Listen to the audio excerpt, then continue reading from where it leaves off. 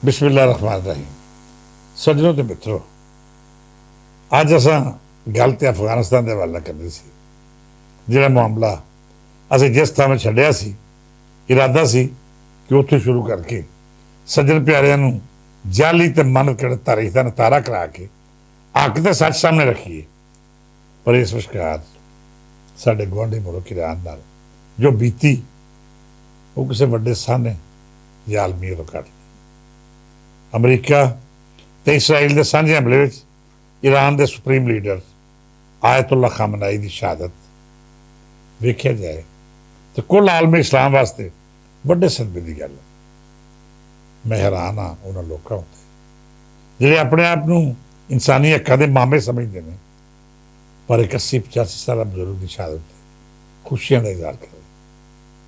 अजिहा झूठा का ताल्लुक किसी भी मजहब, मसलक या नज़ीर नाल होवे, दर हकीकत वो अंदरों अजिहा जानवर की मानते हैं जिहदे विचों इंसानियत की आखिरी रमक भी मुक जाती है। मैं किसी होर की गल की करदा। वजाहत मसूद ने जिहड़ा ट्वीट किया वो मेरे सने हर उस रोशन ख्याल वास्ते इंतहाई अफसोसनाक है जिहड़ा वजाहत मसूद या बंदे नूं दानश्वर ते इंसानी हक्कां दा वकील समझदा है। मैं जानता हाँ कि अजिहा जाली दानश्वर ते झूठे मुफक्कर हमेशा अपने मुफादात के असीर होंदे ने। इनके सामने ना इंसानी कदरां की कोई हैसीयत तो ना ही उन्होंने बुनियादी हक्कां की कोई कीमत जिन्हां बारे ये गल करके अपना कद उच्चा करते रहते हैं। मैं वजाहत मसूद की हमेशा इज्जत की क्यों जो ना पंजाबी बोली में शायरी की थी। पर अफसोस इस गल का है कि उन्हें अजिहा मौके पर अपने बुगस ते नफरत का इजहार किया जिस वेले खानदानी ते वड्डे लोग सदियों की दुश्मनियां भुल के खामोशी इख्तियार कर लेंगे। हूँ जी वो इस्लामी मुल्क जिहड़े ईरान उत्ते हमले विचकार अजिहा किरदार अदा करते रहे जिस पर हालात खशीदा होए, तो हुण मुस्लिम उम्मत भी दो हिस्से वंडी हुई है। वो सारे मुल्क जिन्हें सुलह सफाई की थावें अपने आप नूं अमरीका की झोली पाया या फिर ईरान के खिलाफ गैर जानदार रहने की बजाय इस्तेमाल हुए या फिर उन्होंने मामला हल करवाने में कोई मुस्बत किरदार अदा नहीं किया, अजिहियां रियासतां उत्ते भी अफसोस है। साडी बदकिस्मती वेखो, एक पासे सानू ईरान की बर्बादी का दुख है, दूजे बन्ने सानू सऊदी अरब ते दूजे खलीजी हमलियां उत्ते ईरान दी कार्रवाइयां ते भी दुखी दिल नाल इजहार अफसोस करना पै रहा है। साडे लई दोवें ग्रुप जिन्हां विच लड़ाई बहुत अफसोसनाक है। मुस्लिम उम्मत दी अजिहियां लड़ाइयां ने इसराइल नूं हमेशा मजबूत किया ते अमरीका नूं उहदी पुष्टपनाही दे नाल नाल मुसलमान रियासतां दे खिलाफ कार्रवाइयां का खुला मौका फराहम किया। सज्जनों के मित्रों, हुण तिकर दे हालात ईरान में हुई वड्डियां शहादतां मगरों ये जिंदा कौम उंजी खलोती जिवें पहले अपने पैरों के पूरे भार न खलोती सी। दूजे पासे ये इतलावां भी मशहूर हो रही हैं कि कुवैत सने कई खलीजी मुल्कों में अमरीकी जंगी जहाज दे के गए हैं। ये भी दस पै रही है कि दर्जनां अमरीकी फौजी हलाक हो चुके हैं तो बहरी बेड़े सने वड्डियां फौजी तस्लीमात ईरानी मजारा की ज्यादा चाहिए। इस फसाद की जड़ इसराइल के खिलाफ जो कार्रवाई ईरान वालों हुई उन्हें भी उसकी हिद्दत ते जिद्दत का पोल खोल छड़िया। होर तरीके हुई हालाकतां ते तबाही का जायजा लईए तो ईरान ने अपने नुकसान को आके भी इसराइल को एडा वड्डा फट छड़िया है जिसकी ट्रेस उन्होंने लंबे अरसे तक महसूस होती रहेगी। उंज भी जिहड़ा अमरीका दावा कर रहा कि ईरान का रद्देअमल साड़ी सोच तो घट सी, अंदर खाते वो भी पछता रहा है। तुसीं डोनाल्ड ट्रंप का अजकल का बयान सुन के वेखो, उसकी बॉडी लैंग्वेज वेखो, तुहानूं आप अंदाजा हो जाएगा कि जंग जितने वाले या अपने टारगेट पूरे करने वाले हाकमां का अंदाज हरगिज ये नहीं होंदा। डोनाल्ड ट्रंप जिवें थके थके लहजे च गल कर रहा है तो नाल भी कह रहा है कि मैं ईरान की नवीं क्यादत नाल गलबात करने को तैयार हाँ।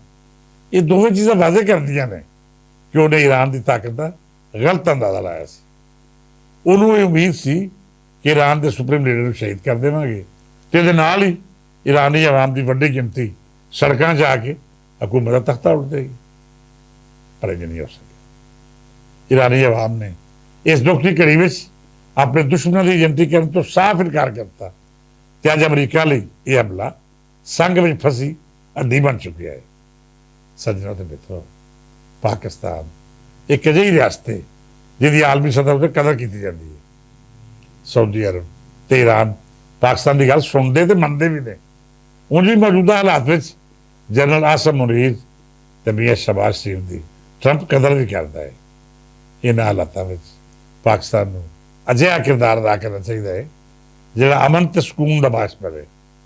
ਹਾਲੇ ਤੱਕ ਮਸੂਲ ਹੋਣ ਦੀਆਂ ਮਿਤਾਰਾਂ ਮੁਤਾਬਕ ਵਜ਼ੀਰ ਖਾਰਜਾ ਤੇ ਵਜ਼ੀਰ ਆਜ਼ਮ ਮੁਤਰਕ ਵੀ ਨੇ ਤੇ ਸਾਊਦੀ ਅਰਬ ਨੂੰ ਇਸ ਗੱਲ ਤੇ ਕਾਇਲ ਕਰਨ ਲਈ ਪੂਰੀਆਂ ਕੋਸ਼ਿਸ਼ਾਂ ਕਰ ਰਹੇ ਨੇ ਕਿ ਇਸਲਾਮੀ ਮੁਲਕਾਂ ਦਾ ਆਪਸ ਵਿੱਚ ਲੜਨਾ ਕਿਸੇ ਵੀ ਸੂਰਤ ਵਿੱਚ ਤਬਾਹੀ ਤੇ ਇਤਬਾਹੀ ਬਰਬਾਦੀ ਹੈ।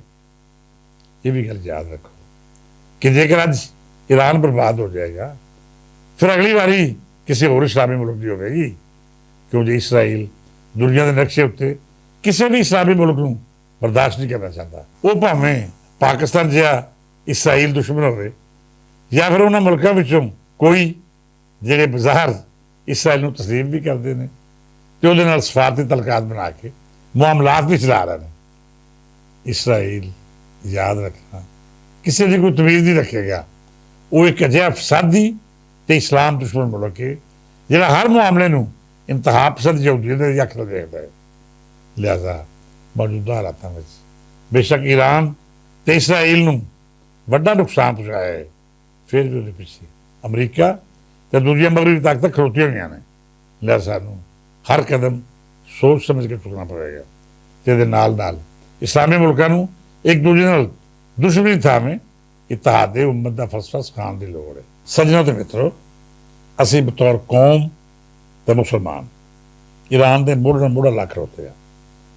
ਈਰਾਨ ਵੀ ਇਹ ਗੱਲ ਚੰਗੀ ਤਰ੍ਹਾਂ ਜਾਣਦਾ ਹੈ ਕਿ ਪਾਕਿਸਤਾਨੀ ਕੌਮ ਉਹਦੇ ਲਈ ਹਰ ਕੁਰਬਾਨੀ ਦੇਣ ਲਈ ਤਿਆਰ ਹੈ, ਪਰ ਦੇ ਨਾਲ ਨਾਲ ਉਹਨੂੰ ਵੀ ਚਾਹੀਦਾ ਹੈ ਕਿ ਉਹ ਇਸਲਾਮੀ ਮੁਲਕਾਂ ਉੱਤੇ ਹਮਲਿਆਂ ਤੋਂ ਗੁਰੇਜ਼ ਕਰੇ। ਪਾਕਿਸਤਾਨੀ ਕੌਮ ਦਾ ਜਿਹੜਾ ਇਤਜਾਜ ਜਾਰੀ ਹੈ ਉਹਦੇ ਵਿੱਚ ਹੋਣ ਵਾਲੀਆਂ ਲਾਗਤਾਂ ਵੀ ਇੰਤਹਾਈ ਅਫਸੋਸਨਾਕ ਬਲਕਿ ਸ਼ਰਮਨਾਕ ਨੇ।